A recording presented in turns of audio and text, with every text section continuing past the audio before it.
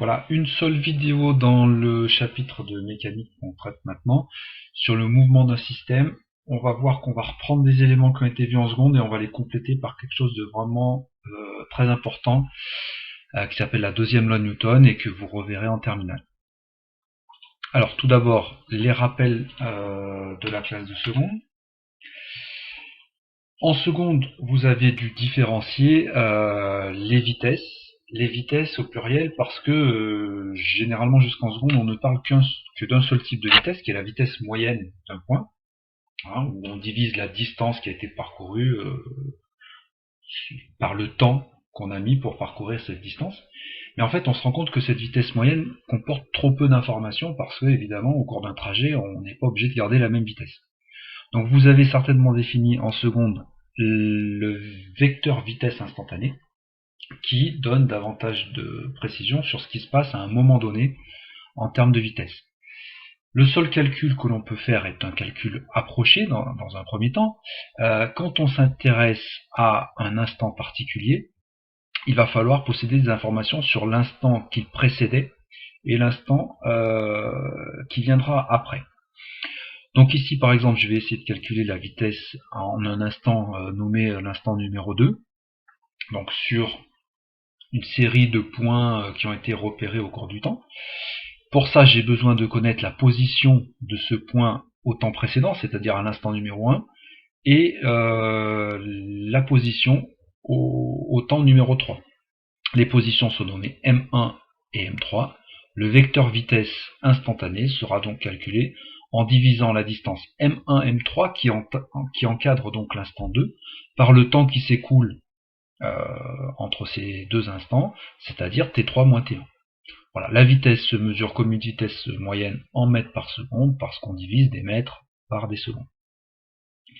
En pratique, comment ça se passe? On a affaire à un document sur lequel donc on a plusieurs points repères à des instants différents.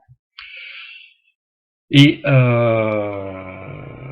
voilà, généralement une échelle qui nous permet de déterminer la distance en mesurant un M1, M3. Ensuite, il suffit de connaître le temps qui s'est écoulé entre chaque instant qui a permis d'obtenir cette série de points. Et on fait le calcul M1, M3 sur T3 moins T1 en mètres par seconde. Ceci ne donne qu'une seule information par rapport à ce que je nommais le vecteur vitesse. Ici, en faisant le calcul, on aura sa norme, c'est-à-dire sa valeur, la longueur donc du vecteur. Reste à parler de la direction et du sens. La direction de ce vecteur vitesse est la direction tangente à la trajectoire. Alors comment tracer une tangente sur une trajectoire qui peut être un peu quelconque? Eh bien, une bonne approche est de tracer la droite M1, M3 et de reporter sa parallèle au niveau du point 2. La parallèle à M1, M3 sera tangente à la trajectoire au niveau du point 2. Ceci est d'autant plus vrai que les instants de mesure des temps seront proches les uns des autres. Voilà. Quant au sens, c'est tout simple, c'est évidemment le sens du mouvement. Ici donc a été tracé le vecteur instantané V2, vitesse instantanée, au niveau du point 2, tangent à la trajectoire, dans le sens du mouvement, donc ici de la gauche vers la droite, et avec une certaine longueur cohérente avec le résultat du calcul qu'on aurait fait ici. Voilà pour ce qui est ce qu'on appelle la cinématique, c'est-à-dire les mesures de vitesse qui donnent des informations sur le mouvement. Parallèlement à ça, on va faire en première une étude également des forces, c'est-à-dire des causes qui vont engendrer des mouvements ou des modifications de mouvement. On va définir aussi le vecteur force, donc vous l'avez certainement fait en seconde, mais on fait quelques rappels. Le vecteur force modélise la force qui agit sur un système. Il s'agit d'un vecteur, donc ce vecteur force devra traduire au niveau de sa direction l'action de la force. Au niveau de son sens, eh bien l'action, le sens de l'action. Et au niveau de sa norme, c'est-à-dire la longueur du vecteur, devra être cohérente avec l'intensité de la force exprimée en newton. On voit également un exemple pour illustrer ça. Ici, la force d'action de la raquette sur la balle au moment où le joueur frappe la balle. Donc cette action donc se modélise par le vecteur force qui est ici tracé en rouge. Ce vecteur force est horizontal, lui, parce que dans cette position-là, la raquette exerce une action horizontale sur la balle. Cette force a été orientée vers la gauche, parce qu'ici on le voit, la raquette est en train d'appuyer sur la face arrière de la balle et donc de la propulser vers la gauche, donc action vers la gauche. Quant à la valeur, c'est-à-dire à la longueur du vecteur, il devra être cohérent avec l'intensité de la force de la raquette sur la balle, qui pour certaines forces se calculent, quand ça les formule, et puis pour d'autres, sont un peu plus inconnues. C'est le cas ici. On ne connaît pas exactement, en tout cas rien qu'en regardant une photo comme ça, l'intensité de la force de la raquette sur la balle. Il faudrait, pour la connaître, par exemple, mettre un capteur de force sur le tamis de la raquette et voir ce qu'indique ce capteur. Le lien qui est entre les deux choses qu'on vient de voir, vous avez dû aussi le voir en seconde, c'est-à-dire vitesse et force, c'est dans un premier temps le principe d'inertie. Alors je dis dans un premier temps parce que le principe d'inertie, on va le compléter ensuite par une force, par une loi qui va au-delà. Alors le principe d'inertie, il a été énoncé par Galilée pour la première fois, mais ensuite il a été repris par Newton, et Newton ayant complété par d'autres lois, on dit aussi que le principe d'inertie est la première loi de Newton, alors qu'en fait elle est antérieure à Newton puisqu'elle avait été trouvée par Galilée. L'énoncé, donc le voici, dans un référentiel galiléen. Pour l'instant, on va se contenter de dire qu'un référentiel galiléen, c'est un référentiel, c'est-à-dire un point de vue qui ne bouge pas trop. Dans un référentiel galiléen, donc, un système isolé, c'est-à-dire qui ne sera soumis à aucune force, ou pseudo-isolé, c'est-à-dire soumis à des forces qui se compensent, ce qui revient exactement même, a un mouvement rectiligne uniforme, c'est-à-dire rectiligne ligne droite et uniforme à vitesse constante. Et ceci est réciproque, c'est-à-dire si on identifie un objet, un système qui a un mouvement rectiligne uniforme, alors ça veut dire qu'il est soumis à des forces qui se compensent, ou à aucune force. C'est le cas du ballon ici. Le ballon, par exemple, ce ballon peut être à l'arrêt, mais il peut aussi être animé d'un mouvement rectiligne uniforme, en glissant par exemple sur le sol. Pourquoi on peut affirmer ça? Parce que le ballon, au moment de la photo, là, est soumis à deux forces. Son propre poids, c'est-à-dire l'attraction de la Terre sur lui, mais également la réaction du sol qui soutient le ballon.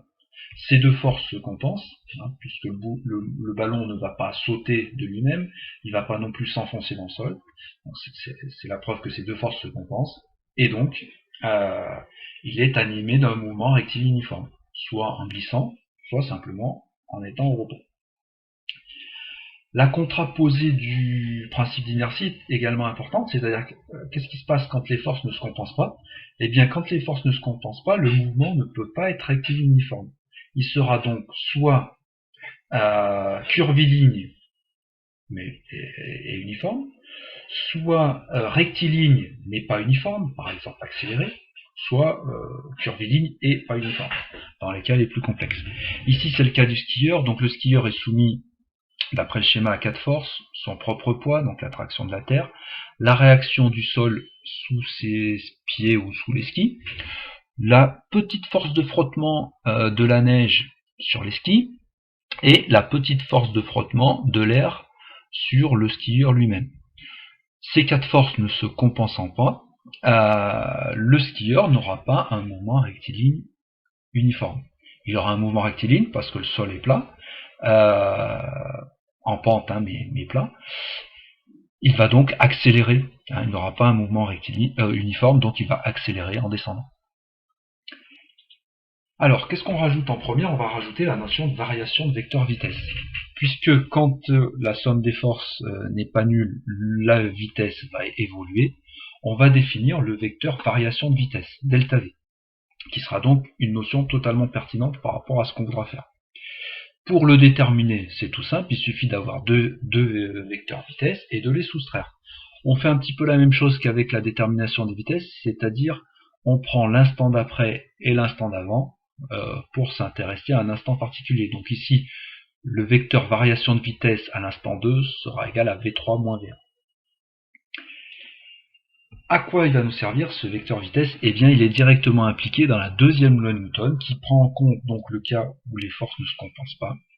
La deuxième loi de Newton simplifiée, vous verrez la vraie loi en terminale, exprime que la variation du vecteur vitesse par unité de temps, c'est-à-dire si on divise delta v qu'on vient de définir par delta t, c'est-à-dire les temps qui s'écoulent entre les instants qu'on aura choisis, et qu'on multiplie ce delta v sur delta t par la masse du système, alors cet ensemble, cette multiplication, sera égale à la somme des forces extérieures qui s'appliquent sur le système.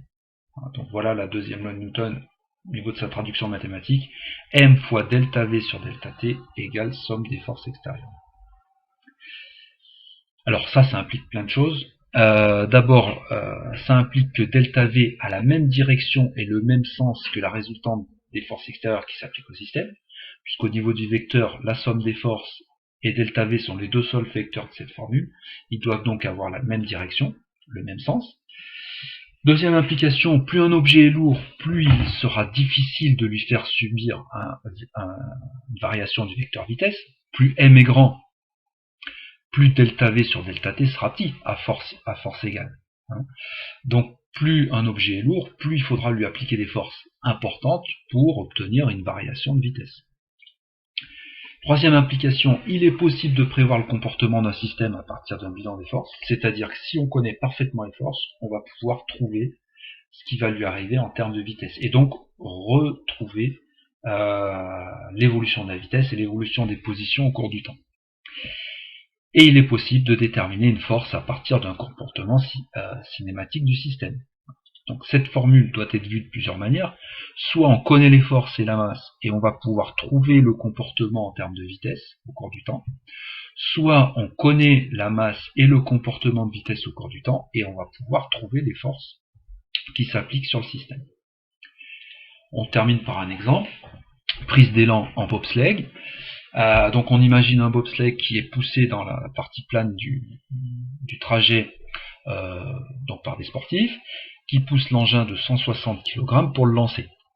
Les forces qui s'appliquent sur ce bobsleigh sont donc le poids du bobsleigh, c'est-à-dire la force avec laquelle la terre l'attire vers le sol, donc force verticale orientée vers le bas, et que l'on peut calculer avec la formule P égale mg. Ensuite, la réaction de la piste R qui soutient le bobsleigh pour ne pas qu'il s'enfonce dans la glace, donc verticale vers le haut. On ne connaît pas spécialement de formule pour calculer la réaction, mais puisque le bobsleigh ne va ni s'envoler ni s'enfoncer dans la glace, on peut imaginer que la réaction de la piste est égale au poids, en termes de valeur pour compenser le poids. Et puis dernière action, c'est la force de poussée des sportifs, donc notamment celui à l'arrière, force horizontale orientée vers la droite, et d'intensité qui dépend de la force du pousseur. Voilà. Horizontale vers l'avant du bobsleigh, et puis l'intensité, eh bien on va voir ce qu'on va pouvoir en dire. Les deux forces verticales donc, qui se compensent ne rentrent pas en compte dans la résultante des forces. Donc la résultante des forces va être uniquement la force F de poussée.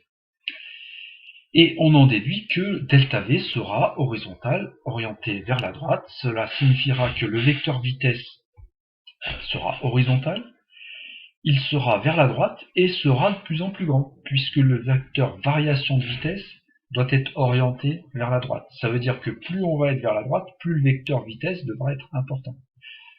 C'est le but de la propulsion, les pousseurs veulent faire gagner de la vitesse au bobsleigh. Donc ils vont appliquer une force de manière à ce que la variation du vecteur vitesse soit dans ce sens-là, et que donc la vitesse croît au cours du temps. On prend un exemple concret pour les calculs. Si la vitesse augmente de 8 mètres par seconde en 2 secondes, cela signifiera que delta V sur delta T vaut 8 sur 2, c'est-à-dire 4 mètres seconde moins 2. On pourra alors en déduire la force de poussée du pousseur, des pousseurs, qui appliqueront donc une force m fois delta V sur delta T. Et dans le cas présent, ça fera 160 kg multiplié par 4 mètres seconde moins 2, une force de 640 Newton. Voilà, on traitera d'autres exemples en classe sur le même sujet.